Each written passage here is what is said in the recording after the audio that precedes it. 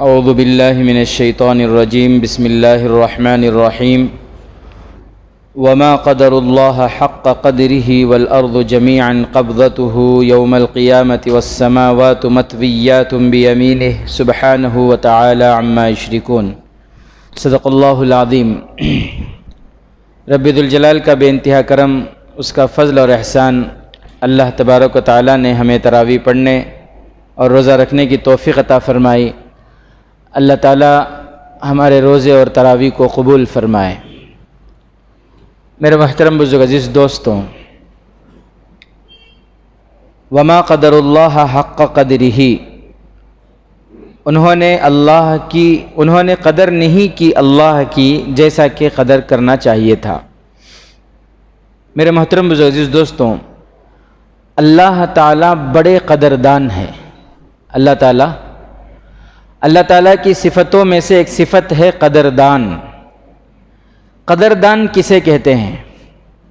پہلے یہ سمجھنا ضروری ہے کہ قدردان کسے کہتے ہیں۔ کسی کی محبت میں انسان اتنا نچھاور ہو کہ اس کے کسی عمل کو رد نہ کرے، اسے کہتے ہیں قدردان۔ اور توقع سے زیادہ، امید سے زیادہ، جتنی اس کی توقع ہو اس توقع اور امید سے زیادہ عطا کرے، اسے کہتے ہیں قدردان۔ اللہ تعالیٰ بڑے قدردان ہیں۔ چھوٹے سے چھوٹا عمل بھی ہو لیکن اللہ کے لیے ہو، اللہ قبول فرماتے ہیں۔ بڑے سے بڑا عمل ہے لیکن اس میں ریاکاری ہے، دکھاوا ہے، تو وہ ناقابل قبول ہے۔ لیکن چھوٹا سا عمل بھی اگر اللہ کے لیے ہے، اللہ کی رضا کے لیے ہے، تو اللہ اسے رد نہیں کرتے، اللہ اسے قبول فرماتے ہیں۔ دنیا میں ہم دیکھتے ہیں اگر کوئی بڑا انسان ہے، مالدار ہے، بڑے عہدے پر ہے، اسے اگر کچھ گفٹ کرنا ہو، کچھ ہدیہ دینا ہو، تو کوئی چھوٹا سا ہدیہ اسے دیں۔ کوئی بادشاہ ہے، اگر کسی بادشاہ کو کوئی چھوٹا سا ہدیہ لے جا کر دے تو بادشاہ ناراض ہو جائے گا۔ میرا لیول کیا، میرے لیول کے حساب سے میری شان کیا، میرا مقام کیا، میرے مقام کے حساب سے، میرے لیول کے حساب سے مجھے ہدیہ دینا چاہیے، مجھے گفٹ کرنا چاہیے۔ یہ تم نے میرے شان میں بہت بڑی گستاخی کی، تم نے، یہی سمجھتے ہیں دنیا والے۔ لیکن اللہ کا معاملہ ایسا نہیں۔ اللہ تعالیٰ فرماتے ہیں فَمَن يَعْمَلْ مِثْقَالَ ذَرَّةٍ خَيْرًا يَرَهُ، اگر کوئی رتی برابر بھی نیکی میرے لیے کرے گا تو اس کا بدلہ میں اسے آخرت میں دوں گا۔ اللہ تعالیٰ یہ دیکھتے ہیں کہ کرنے والا کس کے لیے کیا، کرنے والا کس کے لیے کر رہا ہے۔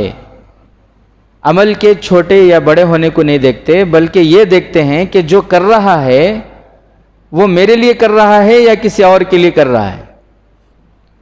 تو ہمیں چاہیے کہ ہم کوئی بھی عمل کریں تو کس کے لیے کریں؟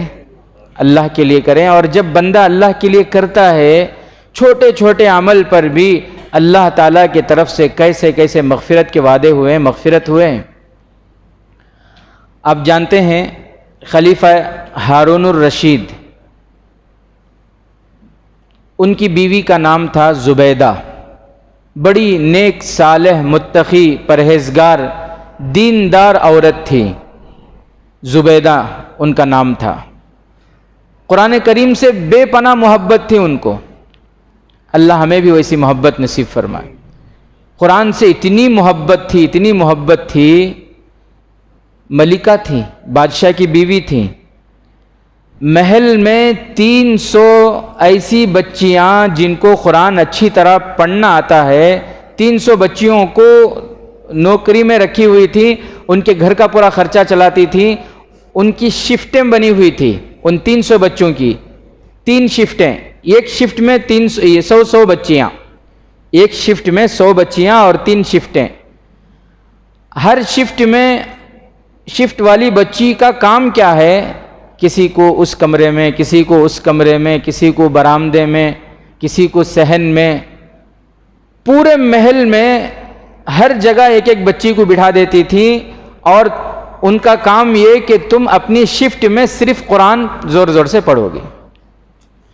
پورے محل میں 24 گھنٹے قرآن کی تلاوت کی آواز گونجتی تھی۔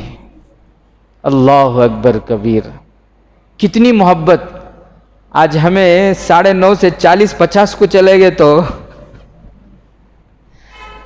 ادھر پلٹتی ادھر پلٹتی، یہ پاؤں اٹھا کے وہ پاؤں میں، وہ پاؤں اٹھا کے یہ پاؤں میں، کب جاری رکو کو جارش نہیں نا امام صاحب، یا تو بول ڈالتی کیا لمبی کر رہی، نہیں تو خاموشی کے ساتھ دوسرے مسجد کو چلے آتی، نکوبہ یہ ویویلیٹ کی مسجد، سو سلام گھر کو۔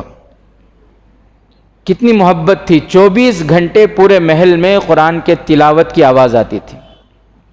بہرحال تو ایسی نیک خاتون تھی وہ، ایسی دیندار تھی وہ۔ کسی نے ان سے کہا کہ حج کے لیے جو حاجی جاتے ہیں راستے میں پانی کی بڑی دقت ہوتی ہے۔ حج کے لیے جو حاجی جاتے ہیں، عمرے کے لیے جاتے ہیں، وہ لوگ پانی کا بندوبست کر کے جاتے ہیں، اپنے ساتھ پانی لے جاتے ہیں، اور راستے میں پانی کا انتظام نہیں ہے تو کبھی کبھی پانی ختم ہو جاتا ہے اور میلوں ان کو پیاسا رہنا پڑتا ہے۔ اور کئی مرتبہ ایسا بھی ہوا کہ کئی لوگ پانی نہ ہونے کی وجہ سے پیاسے فوت ہو گئے۔ ان کی حکومت تھی۔ تو جب یہ بات زبیدہ تک پہنچی، ملکہ زبیدہ تک پہنچی، تو ہر بیوی اپنے شوہر سے کچھ نہ کچھ کام کروا لیتی ہیں۔ انہوں نے بھی اپنے شوہر خلیفہ ہارون الرشید سے بڑے پیار سے کہا کہ میری ایک خواہش ہے، آپ میری وہ خواہش پوری کریں گے؟ جی کیا خواہش ہے آپ کی؟ میری خواہش یہ ہے کہ بغداد سے لے کر میدان عرفات تک ایک نہر کھودیں آپ۔ بغداد سے لے کر میدان عرفات تک ایک نہر کھودیں تاکہ جو لوگ حج کرنے کے لیے جاتے ہیں، عمرہ کرنے کے لیے جاتے ہیں، ان کو پانی کی دقت نہ ہو، ان کو پانی کی ضرورت ہو تو اس نہر سے وہ پانی استعمال کریں۔ خلیفہ ہارون الرشید نے کہا کہ ٹھیک ہے، اور زبردست انہوں نے نہر کھودا وہاں سے لے کر، بغداد سے لے کر عرفات تک، اور اس پانی سے سب فائدہ اٹھائے، حاجی بھی، غیر حاجی بھی، جانور بھی، درندے بھی، پرندے بھی، سب نے اس پانی سے فائدہ اٹھایا۔ تو کتنا ثواب ملا ہوگا ان کو؟ بھئی پانی پلانا بھی تو نیکی کا کام ہے نا۔ حدیث پاک میں آتا ہے کل قیامت کے دن ایک جنتی جہنمیوں کے پاس سے گزرے گا، گزرتے ہوئے ایک شخص کو دیکھ کر پہچان لے گا کہ ارے ارے ارے تم فلاں شخص۔ وہ جہنمی اس جنتی سے کہے گا کہ ہاں ہاں میں وہ، کہ آپ کو پیاس لگی تھی، میں نے ایک گلاس پانی پلایا تھا آپ کو۔ تو جنتی کہے گا ہاں ہاں تم پانی پلائے تھے مجھے۔ جہنمی کہے گا اللہ سے میری سفارش کرو نا، اللہ سے میری سفارش کرو۔ تو وہ جنتی اللہ سے سفارش کرے گا کہ اللہ یہ جو بندہ جہنم میں ہے، اس بندے نے مجھے ایک مرتبہ سخت پیاس کے وقت میں مجھے پانی کی ضرورت تھی، ایک گلاس پانی پلایا تھا، اللہ میری سفارش ہے کہ آپ اس کو جہنم سے نکال دیجئے۔ حدیث پاک میں جناب آقا نے فرمایا کہ اس جنتی کی سفارش پر اللہ تعالیٰ اس جہنمی کو جہنم سے نکال کر جنت عطا فرمائیں۔ کس بنیاد پر؟ بولو کس بنیاد پر؟ ایک گلاس پانی۔ تو اللہ کتنے قدردان ہیں، بڑے قدردان ہیں اللہ۔ کسی بھی نیکی کو چھوٹا نہیں سمجھنا چاہیے۔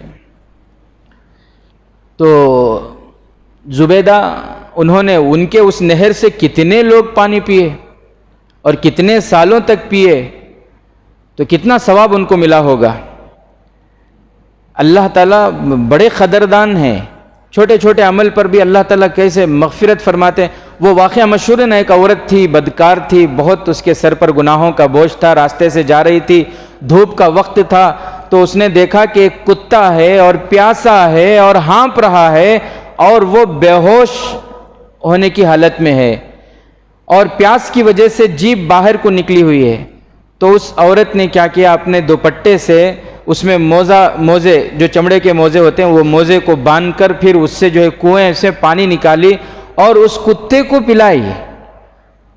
کتے کو ہوش آیا، اللہ کی رحمت کو جوش آیا.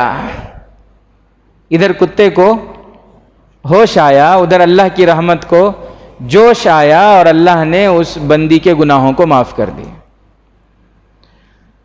تو انسان جانوروں پر بھی انسان رحم کرتا ہے تو اللہ تعالیٰ مغفرت فرما دیتے ہیں.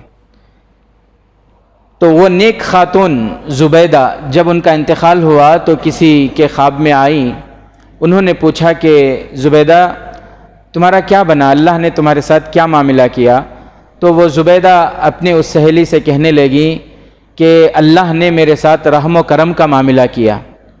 تو وہ سہیلی ان سے کہنے لگی کہ وہ تو ہونا ہی تھا، کیونکہ آپ نے اتنے اچھے اچھے کام کیے، اور خاص طور سے آپ نے اتنا بڑا نہر بنا دیا کہ سارے لوگوں کو، حاجیوں کو، جانوروں کو، پرندوں کو، سب کو اس سے فائدہ پہنچ رہا ہے.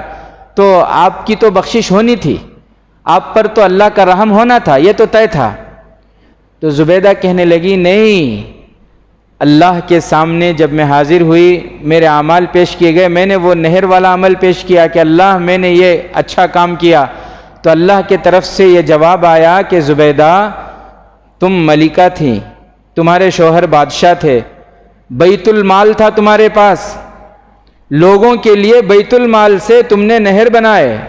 یہ کوئی اتنا بڑا کام نہیں ہے جسے تم پیش کرو، کوئی ایسا عمل پیش کرو جو خالص میرے لیے کیا ہو تم نے. زبیدہ کہتی ہیں جب اللہ کے طرف سے یہ آواز آئی تو میں حیران ہو گئی، میں پریشان ہو گئی کہ میں کون سا عمل پیش کروں. میری زندگی کا سب سے بڑا عمل تو وہ تھا، اور اس پر یہ کہ اللہ یہ فرما رہے ہیں کہ وہ تو بیت المال سے ہوا تھا. تو زبیدہ کہتی ہیں کہ میں ڈر گئی، گھبرا گئی. اتنے میں اللہ کی رحمت میری طرف متوجہ ہوئی، اور اللہ تبارک و تعالیٰ نے فرمایا کہ تمہارے ایک عمل کی وجہ سے ہم تمہاری مغفرت کرتے ہیں.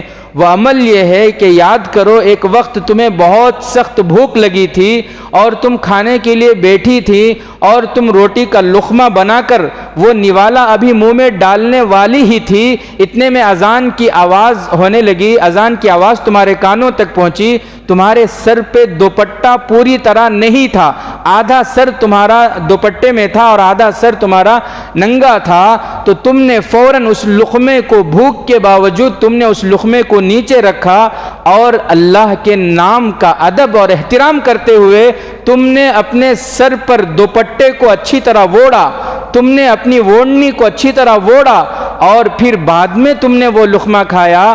تم نے اس لقمے کو کھانے میں جو تاخیر کی وہ میرے نام کے ادب کی وجہ سے کی. اس ادب کی وجہ سے میں آج تمہاری مغفرت کرتا ہوں.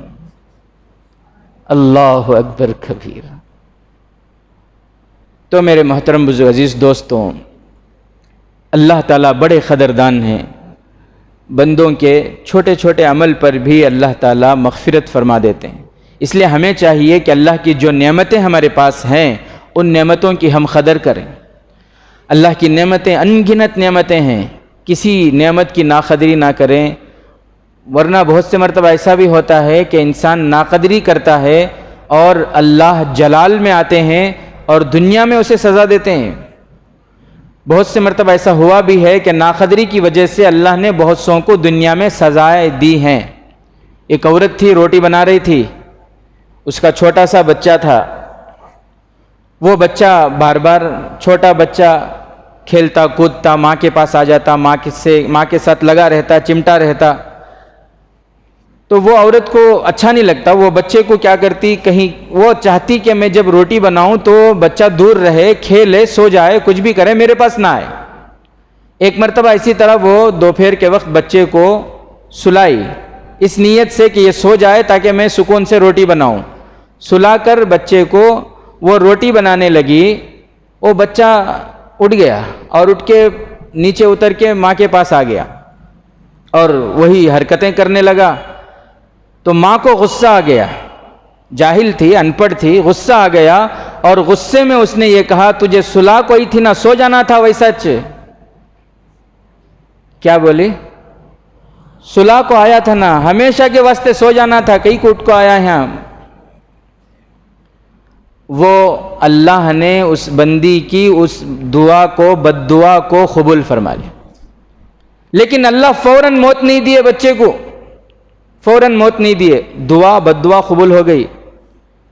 اللہ بچے کو فوراً موت نہیں دیے، بچے کو پلنے دیے، بچہ پلا، پڑھا، اسکول کی تعلیم میں فرسٹ آیا، کالج میں فرسٹ آیا، اور پھر اچھا بزنس مین بن گیا، اور بچہ اتنا حسین اور خوبصورت اور اتنے اچھے اخلاق کا تھا، جب وہ بچہ گلیوں سے گزرتا تو گلیاں والے دیکھ کر رشک کرتے کہ بچے ہوں تو ایسے، کسی کو بیٹا ملے تو ایسا ملے، ایسا خوبصورت بچہ۔